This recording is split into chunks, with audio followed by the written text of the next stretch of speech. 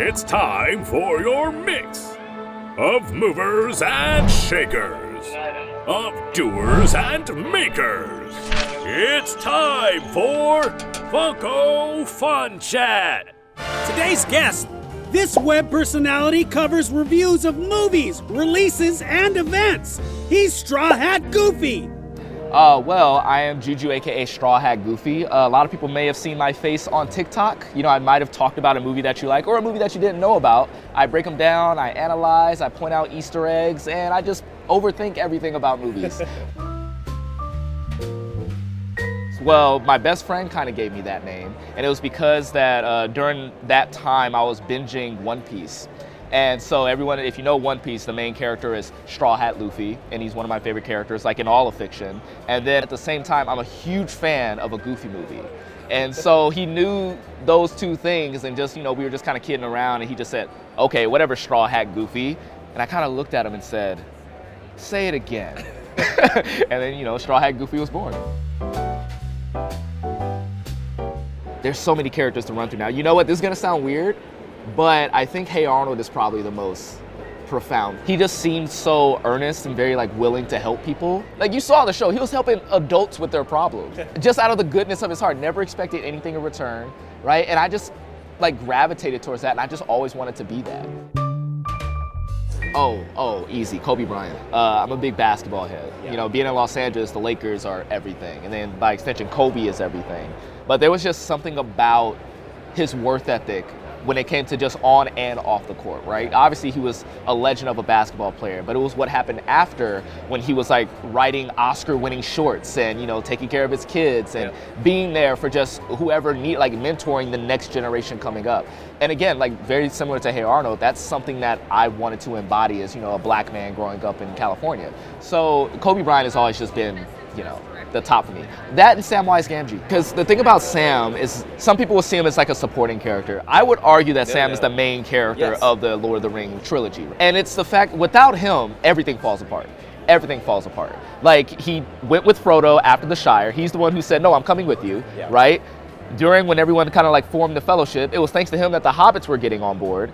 There's something about Sam that you can just look at and you just know that everything's gonna be okay.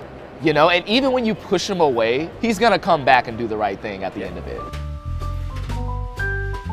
Well, my go-to karaoke song is Footloose, for sure. I go to karaoke, I don't even need to look at the screen at this point. I even started off, before the music starts, I started off with Kevin Bacon's iconic, hey, what's this I see? We're supposed to be having a party.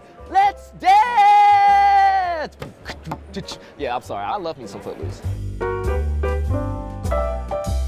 I was just kind of like, you know, soaking everything in as I'm walking. And I've been to cons before, but there's just something about San Diego Comic-Con that just feels so different. The energy is different. It feels like nothing but love here, you know? And I know, obviously, when you talk to fandom, the, you know, toxic fandom is like the Venom to the Spider-Man, you know, that type of thing.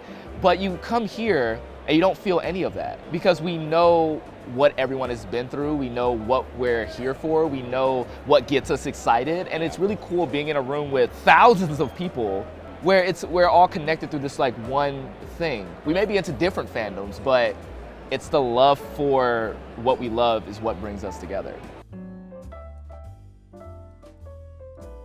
Oh, there's just so many. But you know what? Jonathan Hickman is probably one of my favorite. I'm a total Hickman guy, and his run on Fantastic Four. Thankfully, Fantastic Four is coming home to the MCU, so we'll be getting them pretty soon. Yep. And I have a feeling that a lot of recommendations of, if I want to get into Fantastic Four, what should I do? I'm gonna suggest Jonathan Hickman. I feel like a lot of people would suggest that as well. It's just his storytelling is just so deep, and I like how he likes to start from the end and then kind of like work its way backwards. And you don't necessarily have to read a ton of Fantastic Four stories to jump into his stories. He's just really good like that. And that's just a sign of a great storyteller. So Jonathan Hickman, if you're watching this, I love you, man, and please be my friend. You know what? Probably Powerline from a Goofy movie. But I'm talking like, I gotta have the nose, I gotta have the, you know, the hair, I gotta have my hair like real hair, just kind of like flowing in the wind. And somebody's gotta give me a good singing voice. Never leave anyone behind. It's more of a metaphorical thing. You carry them with you. right? Because unfortunately, you do have to leave people behind on whatever journey you're going on. And if they're not going in the same path, then, you know, what you got to do what's best for you. However, it would be wrong to just try and forget what they meant to you on the way, because everybody matters on your journey to becoming whoever you want to become, right? So even the people who have done me wrong or, you know, were not there for me, obviously, you know, the people in my circle, if I choose to let you in, you know, you're in the circle. And while you're there, you're going to help me grow, whether it's in one way or the other. And I'm grateful for that. And I think everyone should kind of like have that perspective and be grateful for that type of thing, you know? Now that's a fun chat, but there's more. Check out these other interviews and more fun stuff on Funko Fun TV.